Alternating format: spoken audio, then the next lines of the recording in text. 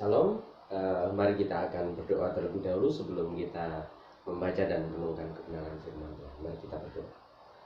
Bapa, dalam nama Tuhan kami Yesus Kristus, kami bersyukur pada malam hari ini untuk kemurahan Tuhan yang Tuhan telah berikan kepada kami. Kami akan bersama-sama menggumulkan dan merenungkan kebenaran firman-Mu. Biarlah melalui kebenaran firman-Mu, hidup kami boleh diarahkan oleh Tuhan untuk mengerti dan memahami apa yang dikehendak Tuhan di dalam kehidupan kami. Pimpin dan tolong kami, demi nama Tuhan kami Yesus Kristus kami berdoa. Amin. Ya, salam semua adik-adik yang dikasihi oleh Tuhan.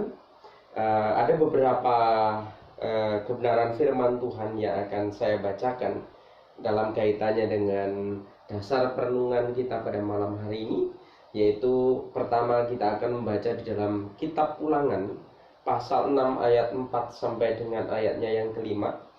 Nanti disusul di dalam Markus pasal 12, kemudian ayat 30, kemudian Roma pasal 1 ayat 17, dan disambungkan dengan 1 Korintus pasal 14 ayat 15, dan yang terakhir nanti kita akan membaca di dalam 2 Timotius pasal 1 ayat 12b.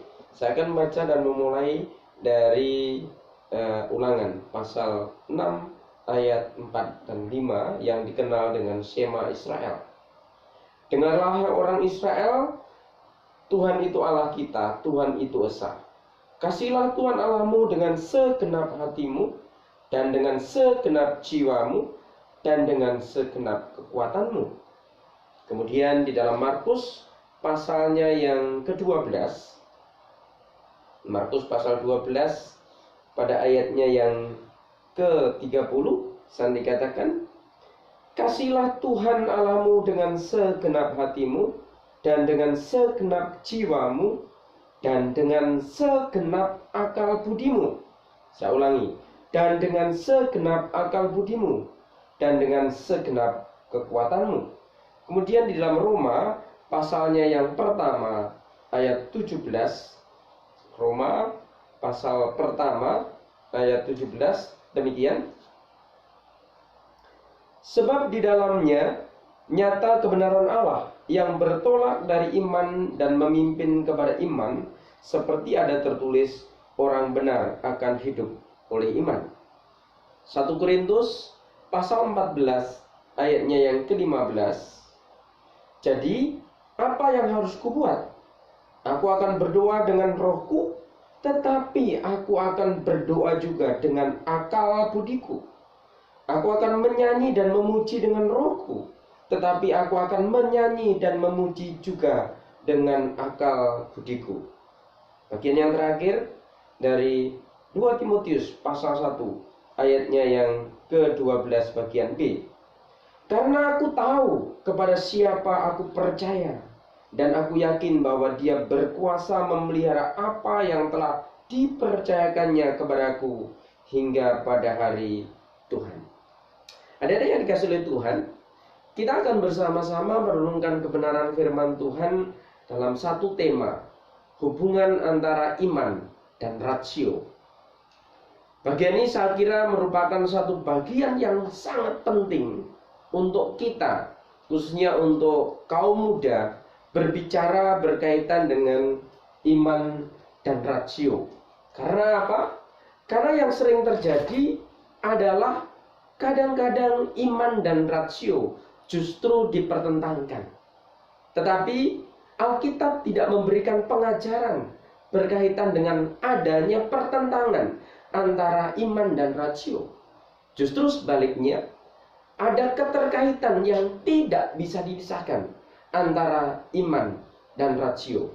Karena itulah kesempatan ini saya akan berbicara hal ini, dan saya berharap kita memperhatikan baik-baik. Ada beberapa poin yang akan kita bahas bersama-sama. Dalam sejarah pemikiran gereja, terdapat dua ekstrim dalam memandang hubungan antara iman dan rasio. Ada ekstrim pertama yang memandang bahwa rasio adalah yang paling utama, sehingga mengabaikan iman. Ekstrim yang kedua menganggap bahwa segala-galanya harus ditentukan oleh iman dan membuang ataupun meninggalkan rasio. Nah, mari kita akan bersama-sama melihat beberapa hal yang tadi sudah saya sampaikan. Pertama, iman tidak boleh dipertentangkan dengan rasio. Ada yang dikasih oleh Tuhan, rasio diciptakan oleh Tuhan sebagai sesuatu bagian dalam manusia. Manusia diciptakan oleh Tuhan sebagai makhluk yang memiliki 3 unsur, yaitu pikiran atau rasio, emosi atau perasaan, kemauan atau kehendak. Sehingga kalau kita berbicara tentang pribadi, 3 unsur ini harus ada. Dan sebenarnya tiga-tiganya diciptakan oleh Allah dan menjadi bagian yang integral di dalam kehidupan manusia. Ketiganya memiliki hal yang sangat penting dan tidak bisa dipisahkan antara satu dengan yang lain. Karena rasio diciptakan oleh Allah, maka rasio tidak boleh dimatikan. Rasio tidak boleh diabaikan. Karena dengan mengabaikan rasio, itu artinya kita sama halnya menghancurkan dan membunuh ciptaan Allah. Dan itu berarti kita melawan Allah. Jadi proses pembunuhan rasio oleh iman merupakan proses perlawanan terhadap apa yang Tuhan telah tetapkan. Karena Tuhanlah yang menciptakan rasio. Jadi iman tidak boleh membunuh rasio. Ini hal yang pertama. Kemudian hal yang kedua, rasio tidak boleh membunuh iman. Ada kalanya rasio bertemu dengan kesulitan untuk mengerti kebenaran Allah. Maka disinilah rasio harus tahu bagaimana menempatkan dirinya. Rasio tidak boleh membunuh iman dengan mengatakan bahwa ini tidak sesuai dengan rasio.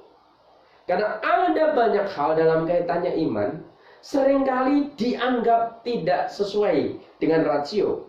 Padahal sebenarnya bukan tidak sesuai dengan rasio. Atau bahkan ada yang mengatakan tidak masuk rasio, tidak masuk akal. Tetapi sebenarnya bukan tidak masuk akal, tetapi melampaui akal manusia. Pembunuhan iman dengan rasio juga merupakan pembunuhan masa depan di dalam kehidupan kita. Karena iman adalah bagaimana kita berdiri di hadapan Allah. Seperti yang dikatakan di dalam kitab Ibrani pasal 11 ayat 1 bahwa iman adalah dasar dari segala sesuatu yang kita harapkan dan bukti dari segala sesuatu yang tidak dapat kita lihat. Pembunuhan terhadap iman berarti merupakan peruntuhan dasar di dalam kehidupan kita untuk kita bisa berdiri di hadapan Tuhan. Kemudian yang ketiga, penggunaan rasio adalah bukti bahwa kita mengasihi Allah. Jadi bukan salah kalau kita memakai rasio. Bahkan di dalam apa yang kita baca tadi, di dalam khususnya di dalam Injil Markus, ya, kalau kita memperhatikan Injil Markus, saya tadi memperbandingkan antara kitab Ulangan dengan Injil Markus, karena di dalam kitab Ulangan itu disebutkan bahwa kasihilah Tuhan Allahmu dengan segenap hatimu, dengan segenap jiwamu, dan dengan segenap kekuatanmu. Tetapi kalau kita memperhatikan di dalam Injil Markus, di sana dikatakan kasihilah Tuhan Allahmu dengan segenap hatimu, dengan segenap jiwamu, dengan segenap akal budimu. Sekali lagi, saya memberikan tekanan. Dengan segenap akal budimu dan dengan segenap kekuatanmu. Kalau kita memperhatikan ini, maka sebenarnya orang beriman adalah orang yang juga memakai rasionya dengan bertanggung jawab.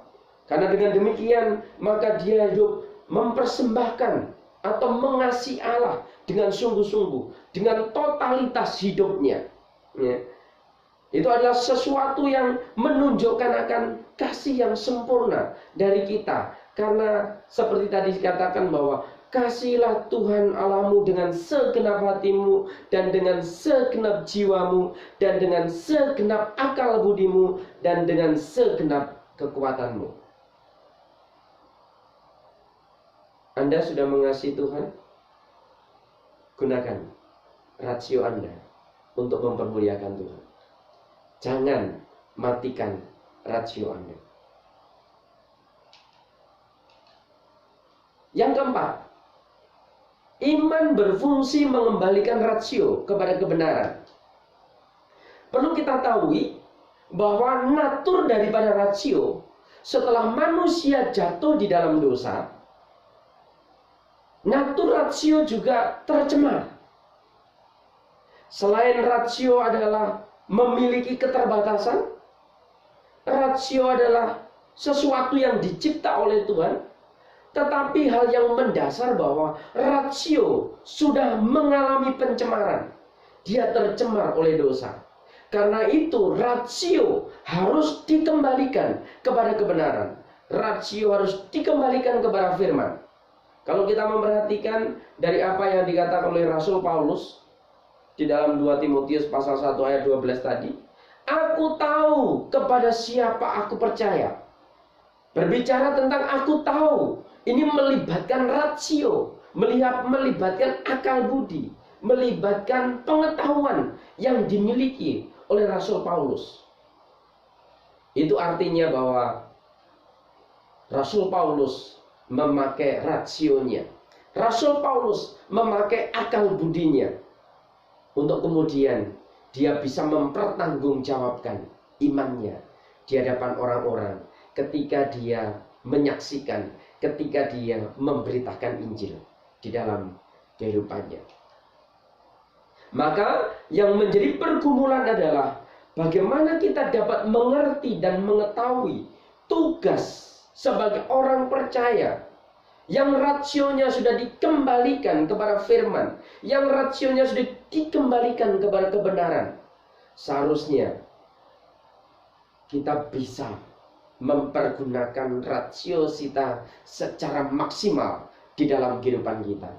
Sehingga ketika kita menyikapi hal-hal yang terjadi dalam kehidupan kita, khususnya beberapa hari ini kita sudah digemparkan dengan adanya virus corona. Rasio seharusnya kita pakai untuk bisa menyikapi secara baik, menyikapi dengan bertanggung jawab. Karena apa? Rasio dikaruniakan oleh Tuhan kepada kita untuk kita bisa pakai untuk merespon apa yang terjadi di sekitar kita. Tentu saja tidak boleh meninggalkan iman kita kepada Tuhan. Tetapi orang yang bijak seharusnya memakai rasionya untuk bisa menyikapi segala sesuatu yang terjadi di sekelilingnya. Jangan oleh karena bersembunyi di balik iman, kemudian seolah-olah kita mematikan rasio kita. Ini sangat berbahaya. Pertanyaan yang perlu digumulkan adalah, pertama, sudahkah iman kita membawa atau mengembalikan rasio kita kepada kebenaran? Itu artinya bahwa kita harus belajar firman. Karena di dalam firmanlah ada kebenaran Allah. Dan dari situlah kemudian kita mengerti dan memahami apa yang menjadi kehendak Tuhan di dalam kehidupan kita melalui rasio kita. Kemudian yang kedua, sudahkah kita mempergunakan rasio yang Tuhan karuniakan kepada kita secara maksimal di dalam hidup kita? Saya tidak jemu-jemu mengingatkan untuk kita belajar baik-baik, untuk kita belajar bertanggung jawab. Karena apa? Dengan belajar sungguh-sungguh, dengan belajar baik-baik, dengan belajar serius, itu artinya kita mempergunakan rasio yang Tuhan karuniakan kepada kita sebagai pertanggungjawaban iman kita kepada Tuhan. Kemudian yang ketiga, sudahkah kita mengasihi Allah atau mempermuliakan Allah dengan rasio kita? Adik-adik yang dikasihi oleh Tuhan, saya berharap 3 pertanyaan ini menjadi sesuatu yang boleh kita kumpulkan, kita renungkan, dan mari masing-masing kita menjawab di dalam kehidupan kita. Tuhan memberkati. Mari kita berdoa. Tuhan, terima kasih. Kami bersyukur kepada-Mu untuk apa yang boleh kami renungkan secara khusus berkaitan dengan hubungan antara iman dengan rasio. Tolong dan bimbing kami supaya kami menjadi orang-orang yang bertanggung jawab, karena Tuhan telah menciptakan di dalam diri kami. Tuhan telah memberikan dan mengaruniakan di dalam diri kami rasio, akal budi untuk kami pakai secara maksimal. Tetapi tidak boleh kemudian rasio mematikan iman, karena imanlah yang menjadi dasar dari segala sesuatu di dalam kehidupan kami. Imanlah yang menjadi dasar daripada kami boleh berharap di dalam Tuhan. Biarlah iman dan rasio berjalan seimbang di dalam kehidupan kami, supaya kemudian kami hidup dan menjalani kehidupan di tengah-tengah dunia ini memberikan dampak kepada orang lain, memberikan dampak bagi dunia yang ada di sekitar kami. Bahkan bukan saja demikian, tetapi kami boleh menjadi berkat bagi mereka. Terima kasih, kami bersyukur dalam nama Tuhan kami Yesus Kristus. Amin. Tuhan memberkati.